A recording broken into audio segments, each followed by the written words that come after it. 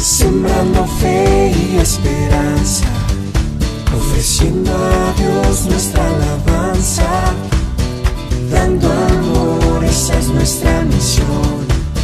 Centro de fe, esperanza y amor.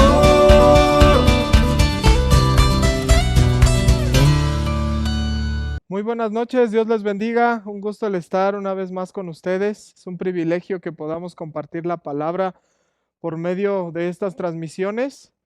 Me da gozo también el poder compartirte y seguir edificándonos, aunque sea por medio de las redes sociales.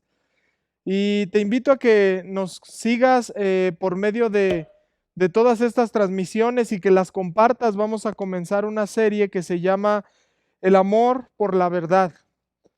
Y en esta serie vamos a estar hablando acerca de cómo es y cómo debe de ser el amor que nos marca nuestro Señor y cómo es que debemos de llevarlo a la práctica. Entonces, espero que sea de edificación para tu vida y que también seamos confrontados por medio de la palabra para que hagamos lo que Él nos ha pedido hacer.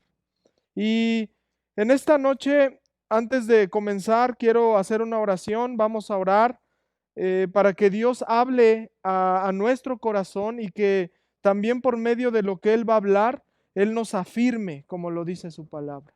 Entonces, oremos al Señor y que este tiempo sea de edificación. Padre, en el nombre de Jesús, en esta hora queremos pedirte que seas tú el que nos des tu palabra, que nos la reveles, que la deposites en nuestro corazón, que es la buena tierra, que aún seamos conscientes de lo que tú nos estás hablando y podamos vivir haciendo, Señor, lo que tú nos has pedido hacer. En el nombre de Jesús te doy las gracias y te doy gracias por darme la oportunidad de poderle hablar a los jóvenes por medio de estas transmisiones. En el nombre de Jesús pedimos que tú nos ayudes a poder escuchar y aún entender lo que hay en tu palabra. En el nombre de Jesús, amén. Amén. Y así como te lo decía, pues es un gozo para mí el poder compartirte esta palabra y le pusimos por nombre a esta serie Amor por la Verdad por causa de que nosotros debemos de aprender como iglesia a mostrar el amor para con nuestro prójimo de la manera que el Señor Jesucristo lo mostró hacia sus discípulos, lo mostró hacia la iglesia misma. ¿Verdad? Porque aún la misma palabra da testimonio de cómo Él dio la vida por la iglesia, por su pueblo escogido, por aquellos que Él ha llamado para que le conozcan. Y esto es importante porque el amor es el que nos va a ayudar a relacionarnos, el amor es el que nos va a identificar que somos hijos de Dios. El amor sobre todas las cosas es lo que va a ayudarnos también a crecer espiritualmente. Y eso es lo que en esta serie vamos a estar aprendiendo y también yo sé que lo tenemos que llevar a la práctica. Y eso es lo que aún tú debes de ver y observar y escuchar, que lo que nosotros vemos en la palabra lo tenemos que practicar porque la palabra se vive. La palabra se tiene que mantener ahí en nuestro corazón, debemos de abrazarla, debemos de hacerla nuestra, porque este pacto que el Señor ha dado por medio de su palabra hacia nosotros, que es la salvación, de cómo por medio de su palabra le conocemos, eso es algo tan maravilloso y es algo que también quiero que tú lo veas. Entonces también parte de este título del amor a la verdad, también vamos a estar viendo verdades que deben de estar en nosotros y que nos va a identificar que somos también hijos de Dios y que esa verdad tiene que ser una realidad de nuestra vida.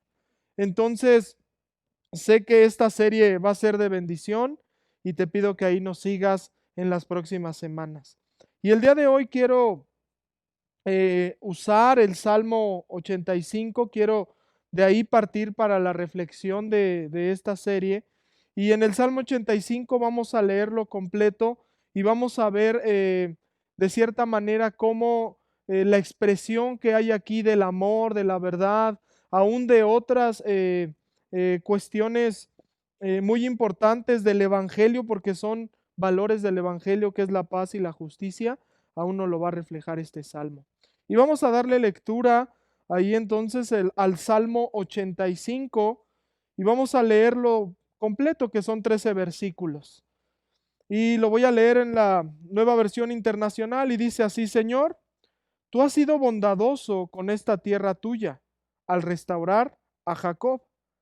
Perdonaste la iniquidad de tu pueblo y cubriste todos sus pecados. Depusiste por completo tu enojo y contuviste el ardor de tu ira. Restáuranos una vez más, Dios y Salvador nuestro. Pon fin a tu disgusto con nosotros. ¿Vas a estar enojado con nosotros para siempre? ¿Vas a seguir eternamente airado? ¿No volverás a darnos nueva vida para que tu pueblo se alegre en ti? Muéstranos, Señor, tu amor inagotable y concédenos tu salvación. Voy a escuchar lo que Dios el Señor dice. Él promete paz a su pueblo y a sus fieles, siempre y cuando no se vuelvan a la necedad. Muy cercano está para salvar a los que le temen, para establecer su gloria en nuestra tierra. El amor y la verdad se encontrarán, se besará la paz y la justicia. De la tierra brotará la verdad y desde el cielo se asomará la justicia. El Señor mismo nos dará bienestar y nuestra tierra rendirá su fruto. La justicia será su heraldo y le preparará el camino. Gloria a Dios por la palabra. Bueno, ahora que acabamos de leer este salmo fue y se cree que fue redactado, que fue escrito en el regreso de la cautividad de Babilonia. Estamos hablando de que este salmo es una expresión de diferentes tiempos, porque va a hablar del pasado, de lo que Dios hizo en el pasado, pero también de lo que quieren que se manifieste en el presente de parte de Dios. Entonces se cree que este salmo, al ser redactado después de la cautividad, es por la estructura, por cómo lo habla y aún de qué palabras se está usando. No se sabe la fecha, no se sabe del presente. Cuando habla del presente no se sabe qué era lo que estaba viviendo Israel en ese momento, pero podemos ver que cuando fue la cautividad y ellos regresan. ¿Por qué es que regresan? Porque el rey da un decreto de que pueden regresar a Jerusalén a reconstruir el templo. Y después de reconstruir el templo, de reconstruir aún los muros, de ahí va a venir que reconstruyan también la ciudad. Y en esta parte, a ese retorno de que el pueblo de Israel está regresando, es regresar a la tierra que Él les había dado en herencia al pueblo de Israel. Entonces, en esta parte, el Salmo se divide en 4 secciones. La primera sección estamos hablando que es del versículo 1 al versículo 3. ¿Y cómo es que se divide y de qué es de lo que va a hablar? La primera parte en la cual se divide va a estar hablando de cómo se está recordando el amor que Dios tuvo a sus antepasados y cómo Él mostró la misericordia hacia su pueblo. Después la segunda parte, que es del versículo 4 al 7, aquí vamos a ver cómo van a elevar una petición al Señor, y esa petición es para que en el presente Él manifieste su misericordia y su amor. Porque esa era la petición. Porque la base de todas estas peticiones que ellos están pidiendo es en lo que Él había hecho en el pasado. Entonces aquí viene en esta parte las peticiones que se van a declarar al Señor. Y en la tercera parte, que es del versículo 8 al 9, aquí es donde viene la respuesta de Dios sobre las peticiones que se le están haciendo de los versículos anteriores. Y después en la cuarta parte, que es del versículo 10 al 13, es donde Dios va a hablar. ¿En qué manera? Va a hablar en la manera de que va a mostrar las condiciones sobre las cuales vendrá la respuesta que ellos están pidiendo. Entonces es un salmo muy interesante, es muy rico, así como lo es toda la palabra, es muy profundo y de aquí aún podemos aplicarlo a nuestra vida. Aunque este es un salmo que los israelitas están mencionando en un cierto momento, en un cierto tiempo, aquí es donde nosotros vamos a aprovechar esa riqueza de la palabra que por medio del Señor que la inspiró para que nosotros la vivamos, porque dice que la palabra sirve para redarguirnos, para enseñarnos, para instruirnos. Entonces, de esa manera vamos a aplicar este salmo a nuestra vida. Y comenzando ahí con el versículo 1, dice: Señor, tú has sido bondadoso con esta tierra tuya al restaurar a Jacob.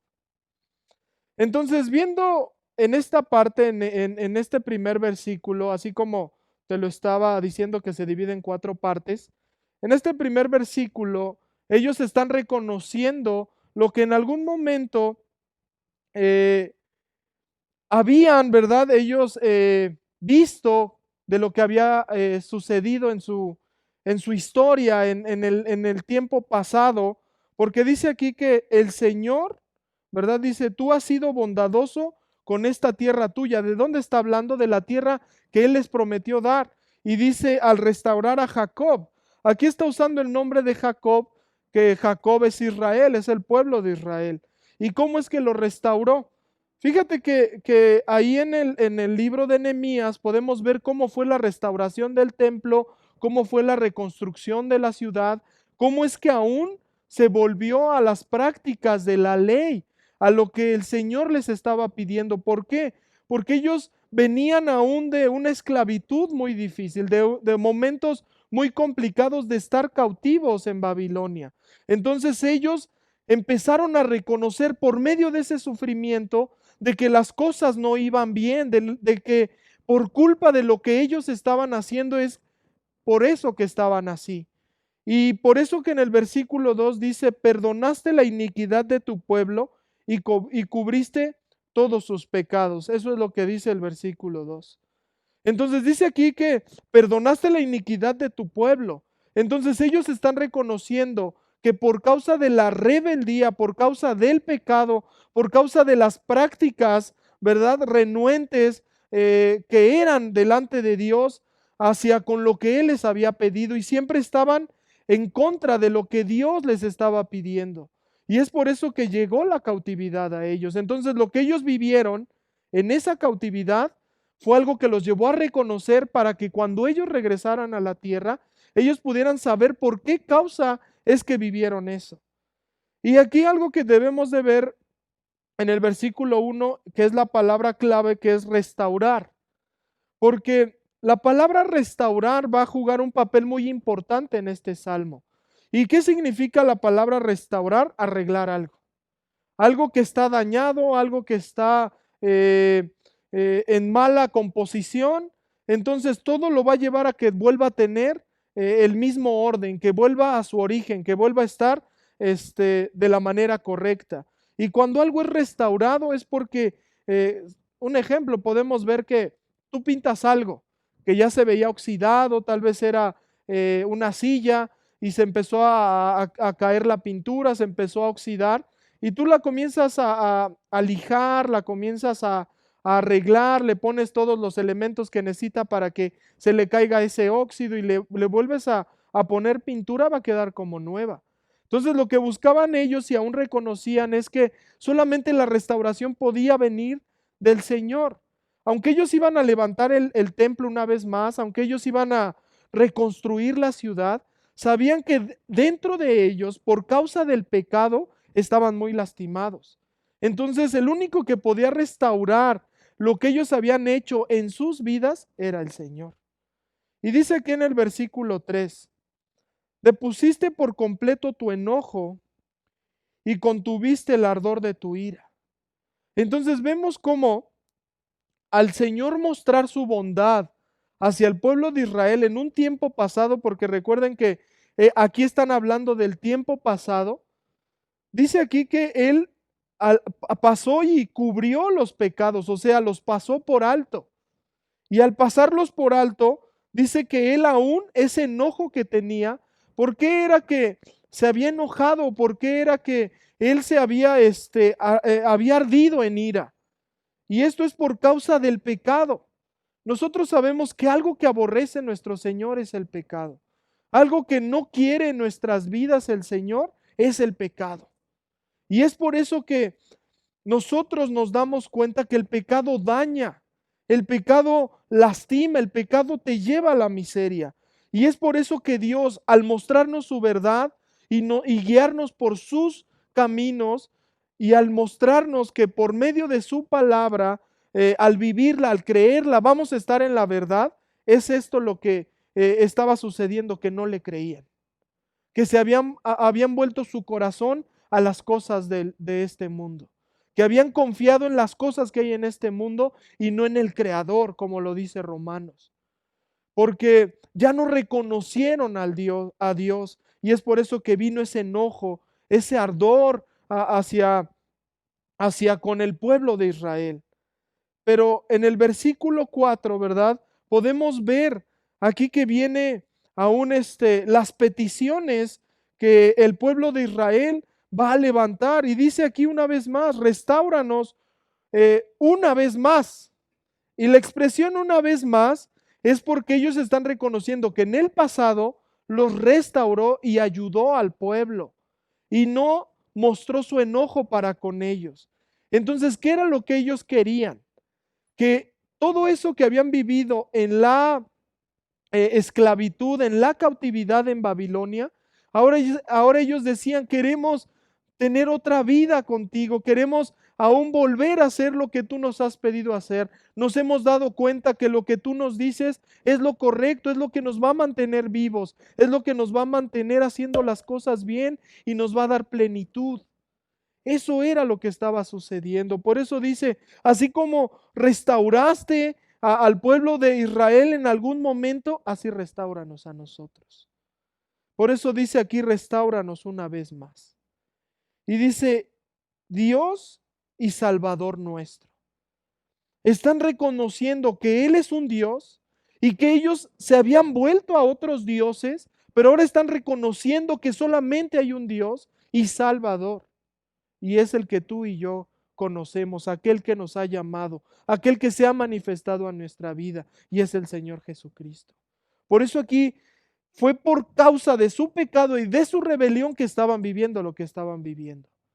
Pero en el reconocimiento, en el volverse, ¿verdad? Volver su corazón a Dios es cuando lo reconocían y decían Dios y Salvador nuestro.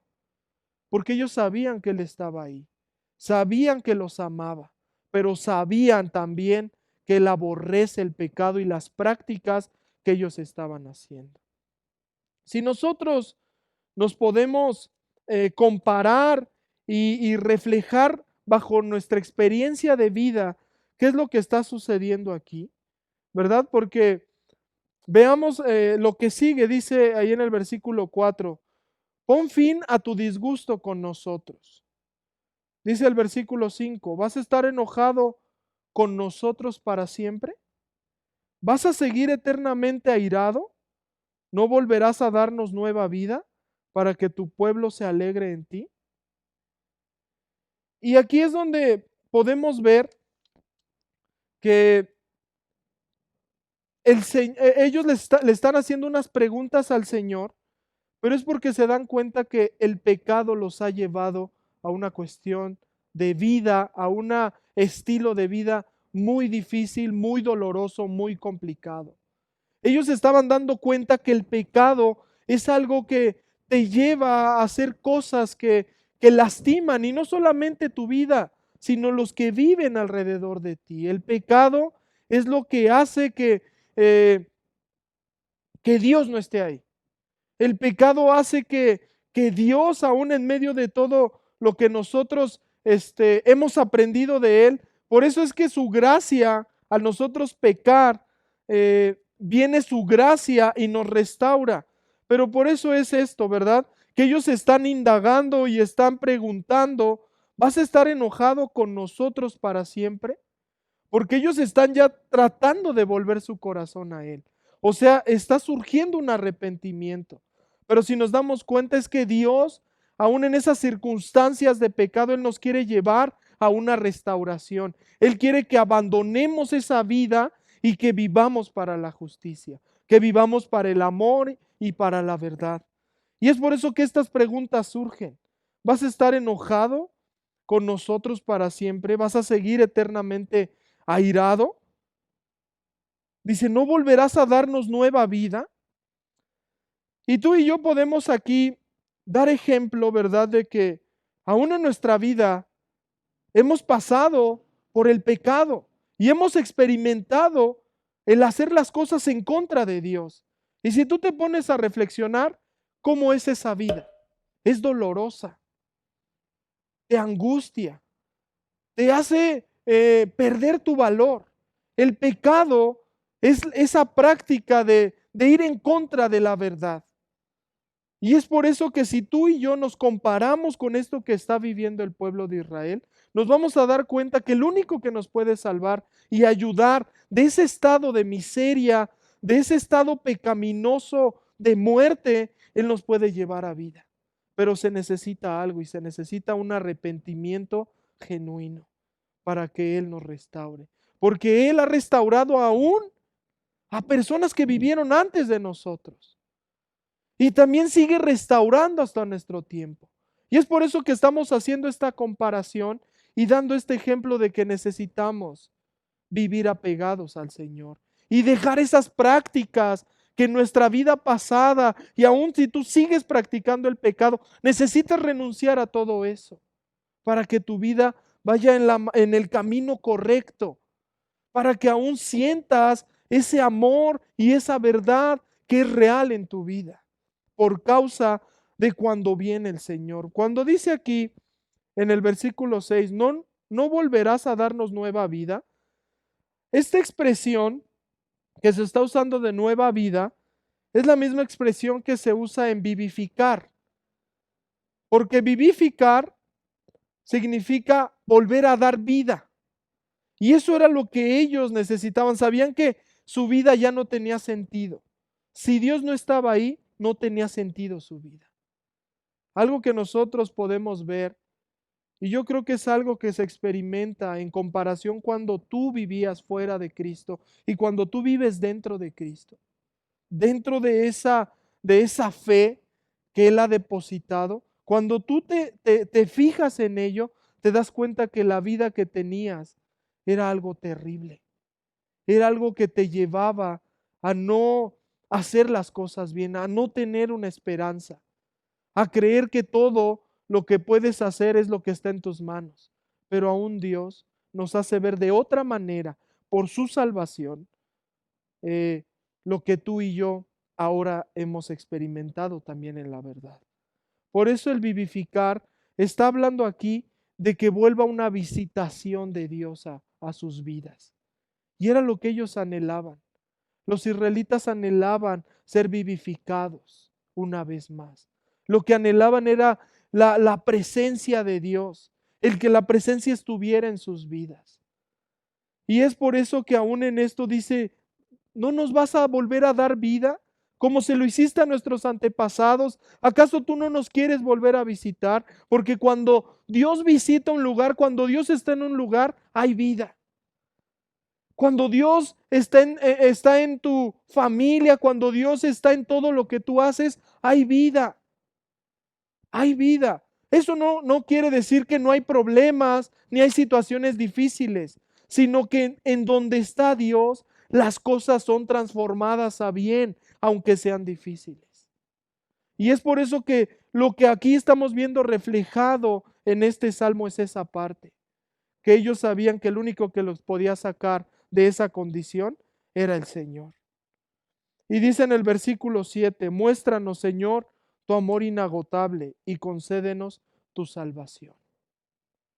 Qué maravilloso es cuando en algún momento llegamos a Cristo.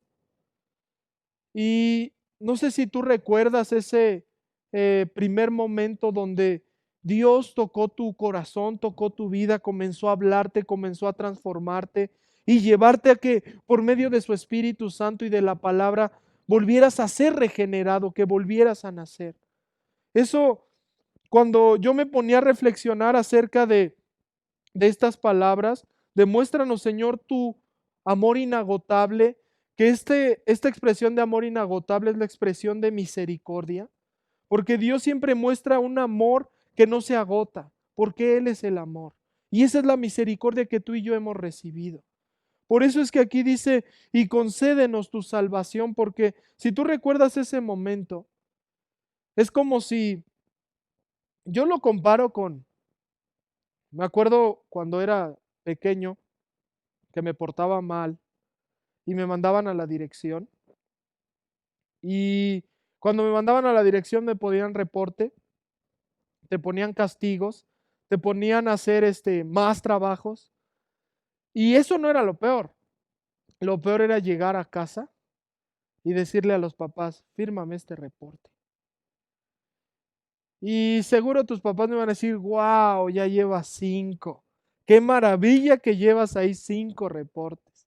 Es más, estos los voy a mandar a encuadrar para ponerlos en la sala. Fíjate que eso es el orgullo de la familia, que cada vez que vienes traes reportes. Claro que no era eso. Lo que iba a suceder es que te iban a tocar unos buenos cinturonazos. Te iba a tocar una buena corrección. Entonces, yo cuando me daban los cinturonazos, me regañaban, después de eso me decían, vete a tu cuarto y haz todos los trabajos que te dejaron. Entonces en esa parte ya me sentí aliviado porque ya me habían golpeado y ya había recibido el justo castigo de ese reporte. Pero muchas veces así es, y yo lo comparo con eso porque mi vida era así, sentía mi vida, siempre me sentía de esa manera culpable, de que no podía salir adelante, de que casi todo estaba en mi contra. Pero cuando llegué a Cristo es como si me hubieran abierto ese panorama, como si hubiera pasado de ese castigo, de esa vida de castigo, a ese alivio, de decir, bueno, ya pasé por eso. Ahora ya tengo otra manera ya no quiero llevar otro reporte a mi casa, ya quiero hacer las cosas bien. Bueno, pero uno solamente en el camino de la vida va entendiendo todo ello. Pero así yo sentía ese cambio en mi vida, que antes no tenía esperanza y cuando llegué a Cristo es como si recorrieran una cortina y me enseñaran, mira, hay otra manera de vivir, hay otra manera de hacer las cosas. Y es lo que tú y yo debemos de pensar ahora, joven, señorita, amigo que nos ves.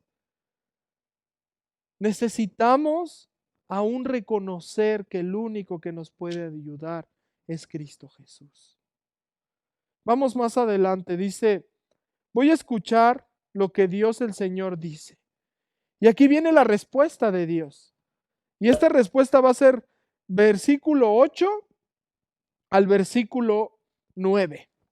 Y dice, voy a escuchar lo que Dios el Señor dice. Él promete paz a su pueblo y a sus fieles siempre y cuando no se vuelvan a la necedad. Ellos sabían que era lo que Dios hacía.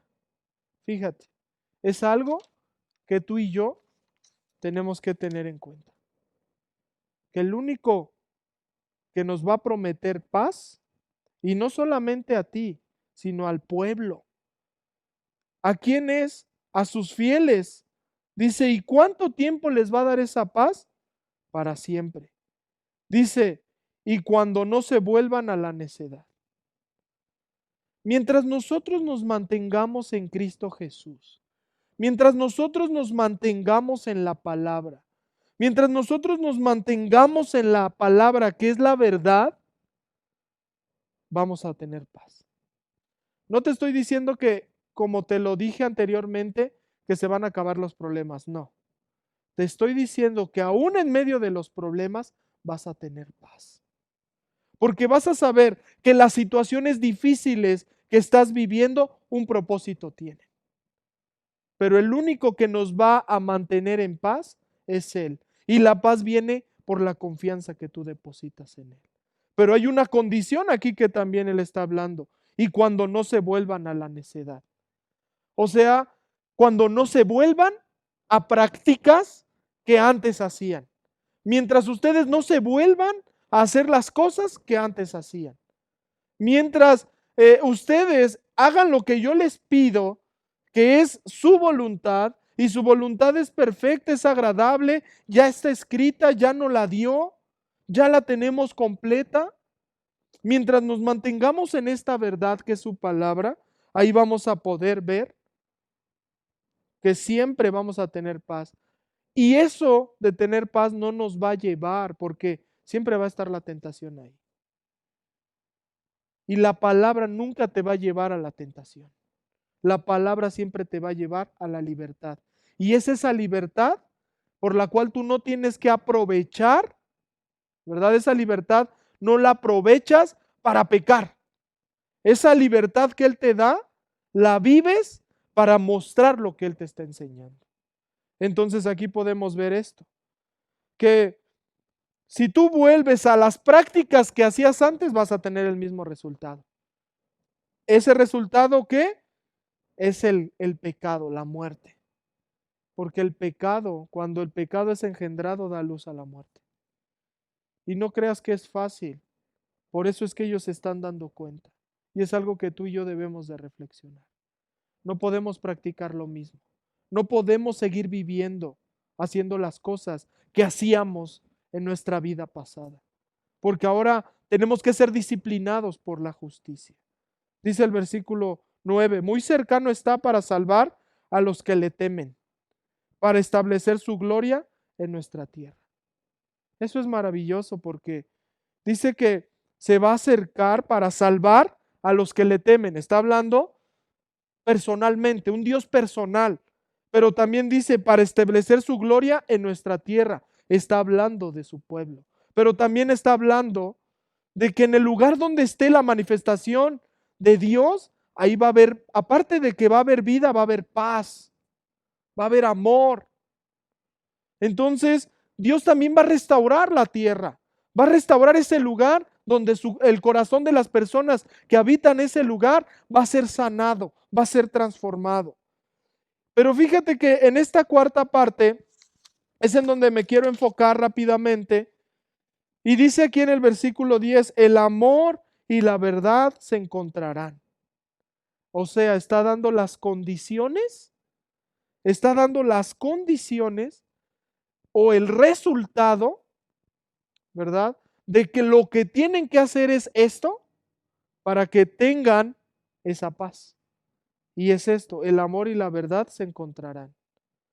Cuando tú y yo practiquemos el amor, cuando tú y yo practiquemos la verdad, eso va a dar por resultado la paz que tú y yo necesitamos. A pesar de lo que el mundo viva, a pesar de las situaciones en las cuales se encuentre la tierra, dice aquí que el amor y la verdad se van a encontrar.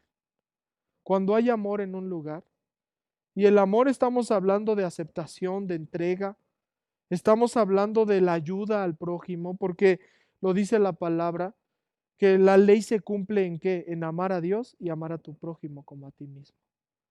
Entonces, cuando uno muestra el amor hacia con Dios, por resultado va a amar a su prójimo, lo va a aceptar. Porque debemos saber que todas las personas son diferentes. Todos piensan diferente. Pero en medio de todo eso nosotros tenemos que mostrar ese amor. Y aquí dice la verdad. Se van a encontrar. Están hablando de que cuando el amor y la verdad se encuentren, hay paz. ¿Cuál es la verdad, joven? La verdad es lo que ha salido de la boca de nuestro Señor.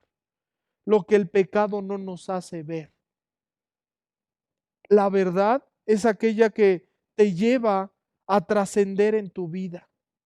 La verdad es lo que va a hacer que tú tengas una tranquilidad y plenitud. De lo que muchas veces llegas a ver, la misma verdad te va a mostrar de dónde surge todo ello. Porque la verdad es más profunda. La verdad te lleva a que tú veas las cosas de la manera correcta. Y dice, se besará la paz y la justicia. Está hablando de un encuentro también. ¿En qué? En apego, en una intimidad, porque cuando el amor, la verdad, la paz y la justicia se unen, ahí es donde está Dios, porque esto está describiendo los valores del Evangelio. Y si tú te das cuenta, estas mismas palabras, tú las vas a encontrar en Efesios capítulo 6. La verdad, la paz, la justicia. Eso es algo que trae la armadura de Dios. Entonces, esto también es la esencia del Evangelio, la verdad, la paz y la justicia. Y la justicia es aún porque nosotros podemos ver que la pobreza es una injusticia. ¿Por qué? Porque hay unos que tienen más y hay otros que tienen menos. Pero cuando Dios quiere que todos tengan lo mismo, ahí es donde se manifiesta su justicia. Y eso es lo que tú y yo tenemos que hacer, porque en esta última parte es el trabajo que la iglesia debe de hacer para mostrar lo que el Señor nos ha venido a enseñar, nos ha venido a manifestar, que eso es su buena noticia, que ha llegado el amor verdadero, que ha llegado la verdad, que ha llegado la paz y la justicia por medio de que Él pisó esta tierra y hizo ese gran sacrificio.